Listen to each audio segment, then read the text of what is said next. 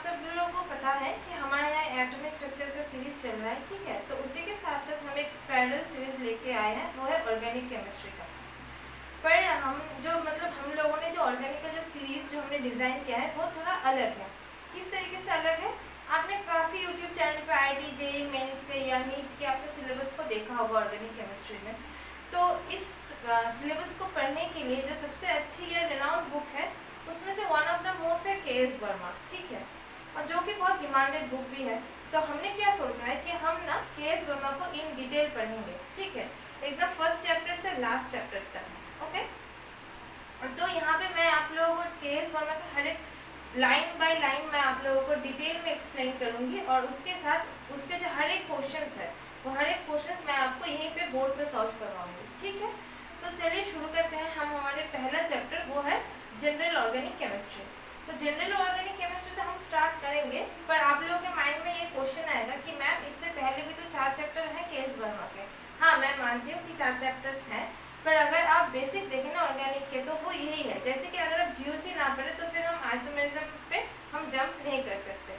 और जहाँ तक बात है यूपिक नोमेनक्लेचर की, तो हाँ वो इम्पोर्टेंट है, पर वो खास कुछ इम्पोर्टेंट तो है नहीं, तो हम उससे साइड बाय साइड हम उसको भी कवर कर लेंगे। पर जो मेन कोर ऑर्गेनिक है वो हम GOC से स्टार्ट करते हैं। तो चलिए शुरू करते हैं। हम आज का टॉपिक वो है जनरल ऑर्गेनिक केमिस्ट्री।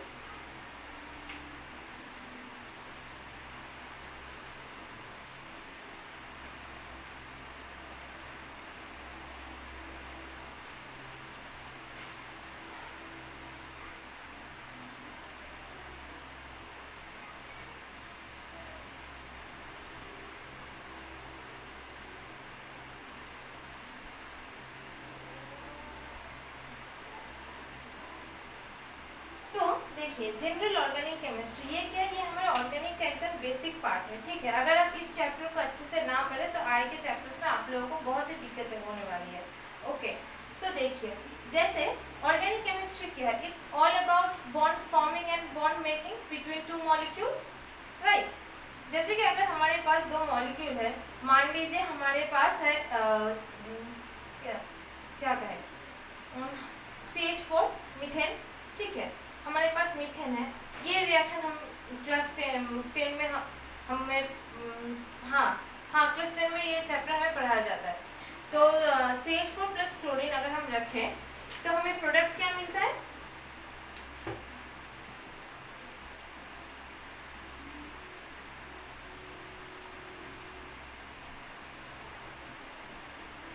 CH2Cl, है ना। और फिर उसके बाद बहुत सारे स्टेप्स को मिला के हमें मिलता है पहले तो क्लोरोफॉर्म, और फिर हमें मिलता है कार्बन टेट्राक्लोराइड। फिर हम इस टॉपिक पे बाद में आएंगे कि ये कैसे हुआ, इसका मैकेनिज्म क्या है, वो सब बाद में। पर अब देखिए कि यहाँ पे ऐसा तो कुछ हुआ ना कि ये जो कार्बन और हाइड्रोजन का जो बॉन्ड है, ये है मीथेन का एक्चुअल स्ट्रक्चर, आप लोगों को पता ही होगा। और ये स्ट्रक्चर ऐसा क्यों है, ये वेज पे क्यों है, ये डैश मतलब ये अबव द प्लेन क्यों, ये बिलो द प्लेन क्यों, ये सब कुछ मैं आप लोगों को स्टीरियोकेमिस्ट्री चैप्टर में मैं आप लोगों को पढ़ा दूंगी, ठीक है। तो अभी आप ये देखिए कि इन जनरल अगर हम देखें तो यहाँ पे क्या हुआ है, CH बॉन्ड टूटा है ना, और कहीं से तो क्लोरीन आके इस कार्बन के साथ अटैच हुआ है, क्लोरीन आके इस कार्बन के साथ अटैच हुआ है, मतलब यहाँ पे बॉन्ड ब्रेकिंग हुआ है।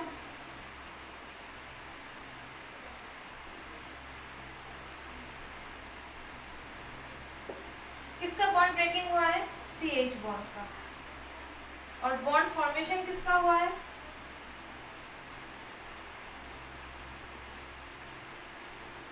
CCl बॉन्ड का, है ना। ये था। अब हमारे पास ये क्वेश्चन आता है कि ये जो बॉन्ड फॉर्मिंग या बॉन्ड ब्रेकिंग जो हो रहा है इसका रीजन क्या है? तो it's all about stability of molecule.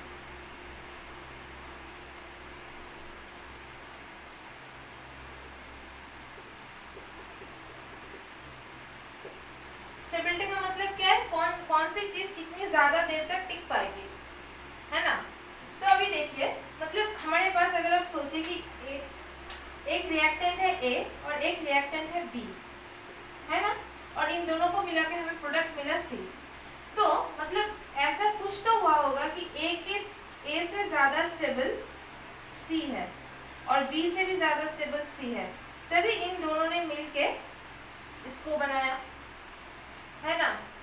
Ultimately उन्हें स्टेबल प्रोडक्ट चाहिए।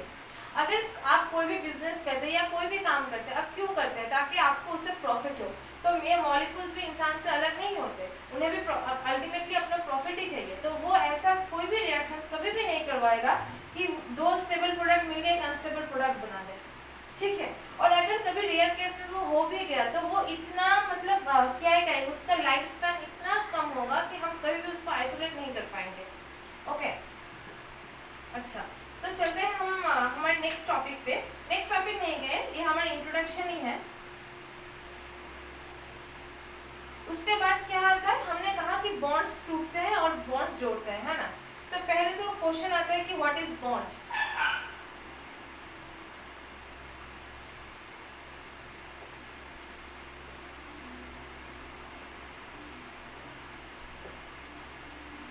तो बॉन्ड क्या होती है? बॉन्ड क्या है? कुछ भी नहीं है, ये एक इलेक्ट्रोस्टैटिक इंटरेक्शन है। मतलब दो मॉलिक्यूल्स के बीच बस एक अट्रैक्शन है। ऐसा तो कुछ नहीं होता ना, जैसे कि हम ऐसे एक बॉन्ड दिखा देते हैं। अब ऐसा तो कुछ नहीं हुआ कि मैंने यहाँ पे ए को खड़ा कर दिया, यहाँ पे बी को, और दोनों एक लकड़ी के डंडे को हाथ में लेके खड़े हुए हैं, ऐसा तो कुछ नहीं होता। मतलब इसका मतलब क्या होता है कि हाँ, इन दोनों के बीच एक इंटरेक्शन होता है, ठीक है ना। ओके, तो अभी मतलब बॉन्ड क्या होता है? One kind of electrostatic interaction, और more specifically one kind of interaction.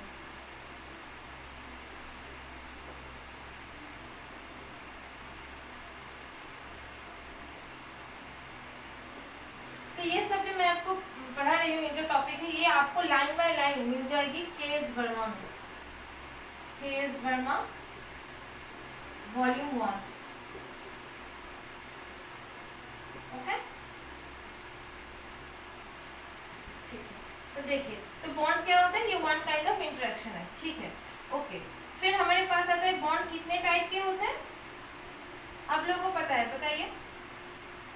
मतलब आप अभी तो मुझे बता नहीं सकते, पर खुद रिकैपिचुलेट कीजिए कि बॉन्ड कितने तरीके के होते हैं। पहला कोवैलेंट बॉन्ड, फिर क्या आता है? आयनिक बॉन्ड, और लास्ट में आता है कोऑर्डिनेट बॉन्ड।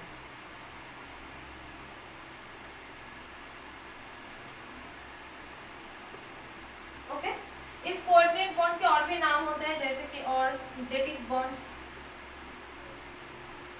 ये टर्म आपके इनऑर्गेनिक में ज्यादा देखने को मिलेगा, डेटिव बॉन्ड। और डेटिव बॉन्ड और कोवैलेंट कोऑर्डिनेट बॉन्ड।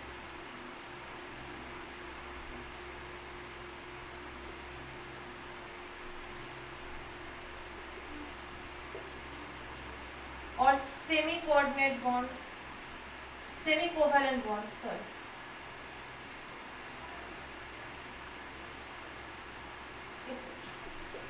ठीक है, तो अभी हम एक एक बॉन्ड को हम स्पेसिफिकली डिस्कस करते हैं कि इन बॉन्ड्स में होता क्या है। तो देखिए, पहले हम डिस्कस करते हैं कोवैलेंट बॉन्ड।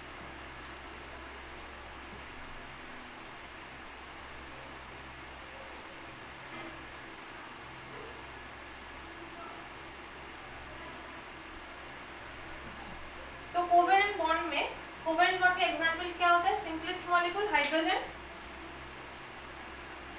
अगर आप हाइड्रोजन को ना भी ले, मतलब हमें कोई ऐसे दो मॉलिक्यूल्स चाहिए, two molecules, sorry two atoms having En difference less than 2। En का मतलब क्या होता है? इलेक्ट्रोनेगेटिविटी। मतलब ऐसे दो एटम्स अगर उनकी इलेक्ट्रोनेगेटिविटी के डिफरेंस अगर 2 से कम हो तो वो कोवैलेंट बॉन्ड बनाएंगे, ठीक है। अब कोवैलेंट बॉन्ड का एग्जांपल जैसे कि hydrogen molecule, Cl2 molecule. Okay, अब यहाँ पे क्या होता है? यहाँ पे हाइड्रोजन, इसने एक इलेक्ट्रॉन दिया, दूसरे हाइड्रोजन ने एक इलेक्ट्रॉन दिया। हाँ, अब हमें पता है हाइड्रोजन का जो नियरेस्ट जो नोबेल गैस कॉन्फ़िगरेशन होता है वो क्या होता है? हीलियम। और हीलियम के पास कितने इलेक्ट्रॉन्स होते हैं? 2 इलेक्ट्रॉन, 1:2। तो हाइड्रोजन को स्टेबल कॉन्फ़िगरेशन में जाने के लिए और एक इलेक्ट्रॉन की जरूरत है, राइट। पहले से हाइड्रोजन के पास एक इलेक्ट्रॉन है, अगर उसने दूसरे हाइड्रोजन से एक और इलेक्ट्रॉन को ले लिया तो फिर ये स्टेबल कॉन्फ़िगरेशन में पहुंच जाएगा हीलियम के। देखिए अगर हम ऐसे करते तो देखिए इस हाइड्रोजन के पास भी 2 इलेक्ट्रॉन है, इस हाइड्रोजन के पास भी 2 इलेक्ट्रॉन है, तो ये पहुंच गया स्टेबल कॉन्फ़िगरेशन में और इसे ऐसे हाइड्रोजन मॉलिक्यूल फॉर्म होता है। अब क्लोरीन को देखिए, क्लोरीन में कितने इलेक्ट्रॉन होते हैं? 7 इलेक्ट्रॉन।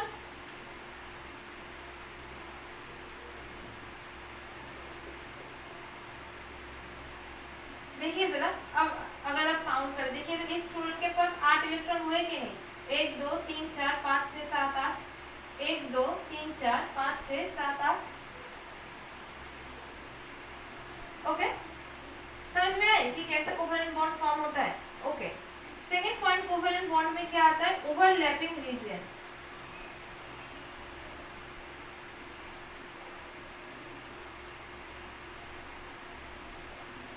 इसको हम ए से डिनोट करते हैं, ठीक है।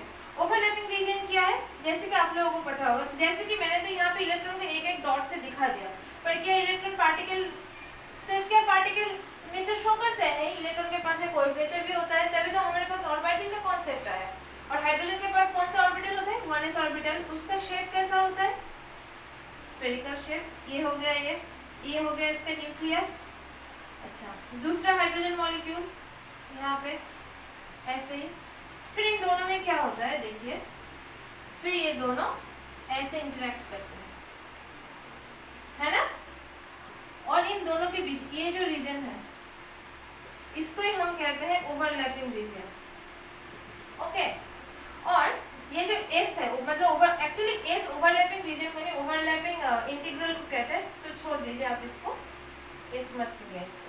तो ओवरलैपिंग रीजन, तो अगर ओवरलैपिंग रीजन फिर जितना ज्यादा होगा कोवेलेंट बॉन्ड की स्ट्रेंथ ऑफ कोवेलेंट बॉन्ड उतना ही ज्यादा होगा। Am I clear? ओके, फिर यहाँ तक हुआ। फिर नेक्स्ट आता है हमारे पास आयनिक बॉन्ड।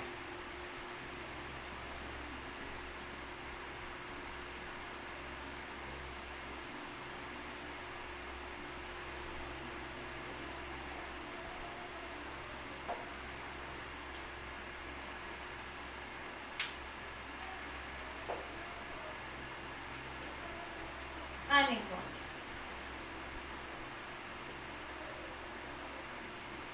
आयनिक बॉन्ड में कुछ भी नहीं है, सिर्फ कोवेलेंट बॉन्ड में जो हमने जो पढ़ा था उसका जस्ट ऑपोजिट है। मतलब यहाँ पे electronegativity difference should be greater than 2। Okay, next यहाँ पे कोई इलेक्ट्रॉन को लूज करेगा तो कोई इलेक्ट्रॉन को ले लेगा।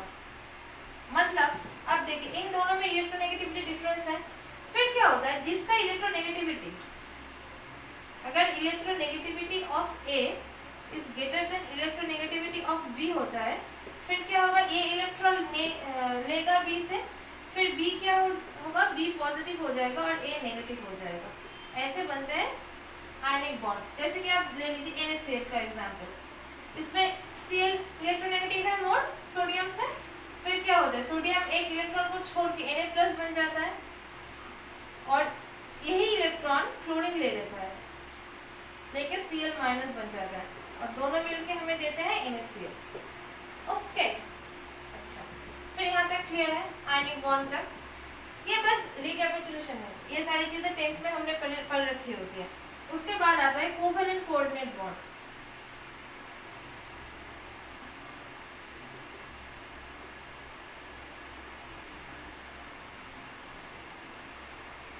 कोवेलेंट कोऑर्डिनेट बॉन्ड में क्या होता है? कोवेलेंट कोऑर्डिनेट बॉन्ड में कोई एक ही मतलब इलेक्ट्रॉन पेयर को शेयर करता है, मतलब कोई एक इलेक्ट्रॉन पेयर को देता है और वो इलेक्ट्रॉन पेयर वो दोनों ही शेयर करते हैं।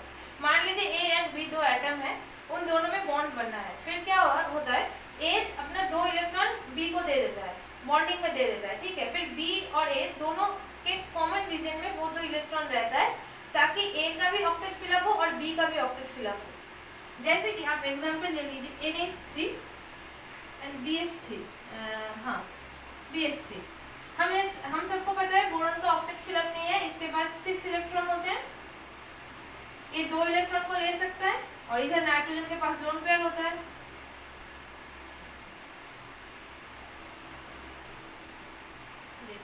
फिर ऐसे दिखाते हैं। तो अभी देखिए यहाँ पे 2 इलेक्ट्रॉन है ना। फिर बोरॉन के पास कितने इलेक्ट्रॉन हुए? 3 2 गुना 6 और 2 8। यहाँ पे 3। नाइट्रोजन के पास और भी लोन पेयर 3 2 5। हाँ 5 और 2 8 बन गए, ठीक है। नाइट्रोजन के हर देखिए हाइड्रोजन ने 1 इलेक्ट्रॉन दिया, इस हाइड्रोजन ने 1 इलेक्ट्रॉन दिया, इस हाइड्रोजन ने 1 इलेक्ट्रॉन दिया। नाइट्रोजन ने यहाँ पे 1 इलेक्ट्रॉन, यहाँ पे 1 इलेक्ट्रॉन, यहाँ पे इलेक्ट्रॉन। ये टोटल इलेक्ट्रॉन को आप काउंट कीजिए। नाइट्रोजन के पास कितने इलेक्ट्रॉन है? 6। और ये 2 जो बॉन्डिंग में पार्टिसिपेट किया है 6 + 2 8। दोनों का ऑक्टेट फिलअप हुआ कि नहीं हुआ? हो गया। ऐसे एग्जांपल्स होते हैं कोवेलेंट कोऑर्डिनेट बॉन्ड के। कोवेलेंट कोऑर्डिनेट बॉन्ड के और भी एग्जांपल्स होते हैं। मान लीजिए H2O, इसके पास 2 लोन पेयर होते हैं, H+ आया, हम ऐसा दिखाते हैं ना H3O+। और मान लीजिए Br- है, ठीक है, और इधर हमारे पास AgBr है। इसके पास ब्रैकेट D होता है, इसने ले लिया और इसने बना दिया AgBr2-। समझे? ओके। ये बहुत ही आसान सा टॉपिक था, कोवेलेंट कोऑर्डिनेट बॉन्ड और ये सब कुछ। ओके।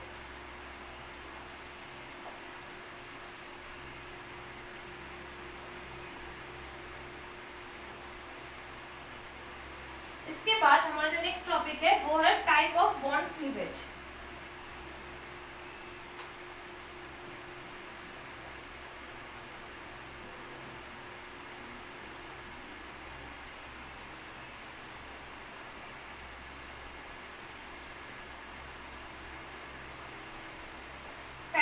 अभी हमने कहा कि ऑर्गेनिक में रिएक्शंस कहते हैं बॉन्ड तोड़, मतलब कुछ बॉन्ड टूटते हैं और कुछ बॉन्ड जोड़ते हैं, है ना। तो बॉन्ड कैसे टूटते हैं? तो बॉन्ड 2 तरीके से टूट सकते हैं। वो 2 तरीके क्या होते हैं?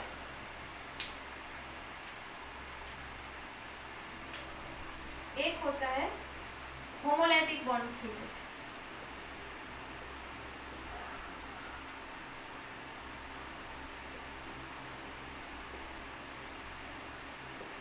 और एक होता है heterolytic bond cleavage.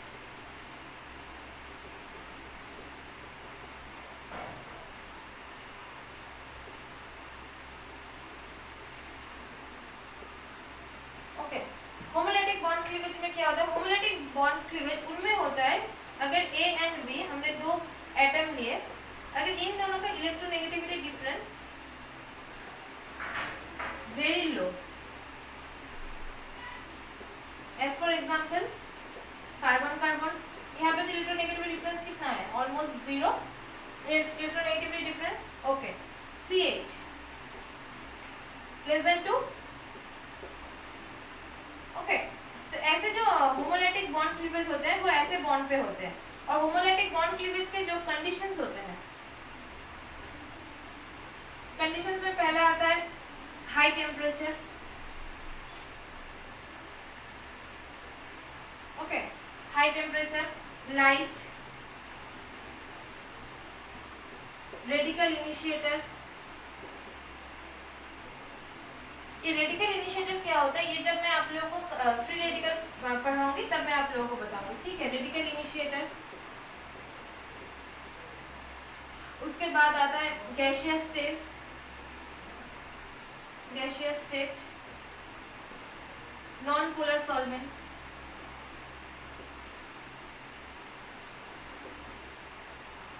Non polar solvent का एग्जांपल क्या होता है? मतलब जिस सॉल्वेंट में पोलरिटी 0 होती है, एज फॉर एग्जांपल बेंजीन,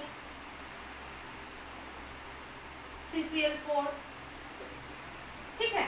तो अगर ऐसे कंडीशंस में अगर ऐसे बॉन्ड आप लोगों को दिखे, मतलब बॉन्ड ऐसा हो या ना हो उससे तो कम फर्क पड़ता है, ज्यादा फर्क इस कंडीशंस में पड़ता है। अगर ऐसे कंडीशंस आपको मिले तो आप लोग 90% श्योर हो जाइए कि वहां पे होमोलैटिक बॉन्ड क्लीवेज होगा। अब होमोलैटिक बॉन्ड क्लीवेज कैसे होता है? यहाँ पे 2 इलेक्ट्रॉन है, हम सभी को पता है। 1 इलेक्ट्रॉन A लेगा, 1 इलेक्ट्रॉन B लेगा। फिर इसका रिजल्ट क्या होता है? A dot plus B dot. और ये जो डॉट जो हम कहते हैं फ्री रेडिकल।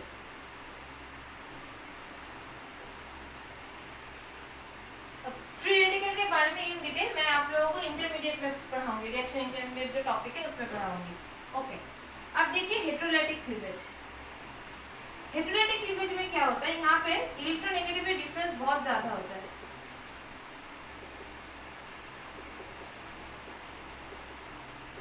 तो अगर हमने एक मॉलिक्यूल ले लिया PQ और हमने मान लिया कि electronegativity of Q is greater than electronegativity of P, फिर क्या होगा, ये जो दो इलेक्ट्रॉन है ये दो इलेक्ट्रॉन Q ले लेगा और इससे क्या जनरेट होगा, P plus plus Q minus. और ये जो हेटेरोलाइटिक बॉन्ड क्लीवेज है ना, इसी से हमें मिलता है कार्बोकैटायन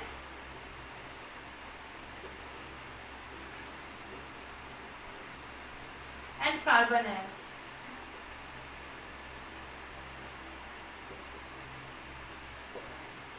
ओके, जैसे कि अगर हमारे पास ऐसा कुछ हुआ CH3 और क्लोरीन, तो कार्बन एंड क्लोरीन का इलेक्ट्रोनेगेटिव डिफरेंस बहुत ज्यादा है, फिर क्या होता है, ये इलेक्ट्रॉन को लेके निकल जाता है। ऐसा तो नहीं होता, पर ये एग्जाम्पल के लिए समझ लीजिए। तो फिर हमारे पास क्या होता है, CH3 प्लस, इसी को तो हम कार्बोकैटायन बोलते हैं, इसी को तो हम कार्बोकैटायन बोलते हैं। और ऐसे ही अगर हमारे पास अगर CH3 माइनस का भी जनरेट हो गया, मान लीजिए मेटल के साथ कोई भी ऐसा एलिमेंट हमने जोड़ दिया, कोई भी ऐसा एलिमेंट हमने जोड़ दिया जिसकी इलेक्ट्रोनेगेटिविटी कार्बन से कम हो, इलेक्ट्रोनेगेटिविटी ऑफ X अगर लेस देन हो इलेक्ट्रोनेगेटिविटी ऑफ कार्बन से, फिर हमारे पास यहाँ पे CH3 माइनस जनरेट हो जाएगा जो कि कार्बन आयन हो, जिसको हम बोलते हैं। ठीक है, तो यही तक था हमारा जो इंट्रोडक्शन था इस टॉपिक का। ओके, नेक्स्ट जो वीडियो आएगी उसमें हम structural effect, inductive effect, resonance, mesomeric effect, इन सब के बारे में पढ़ेंगे। तो आज के लिए इतना ही। Thank you so much for watching.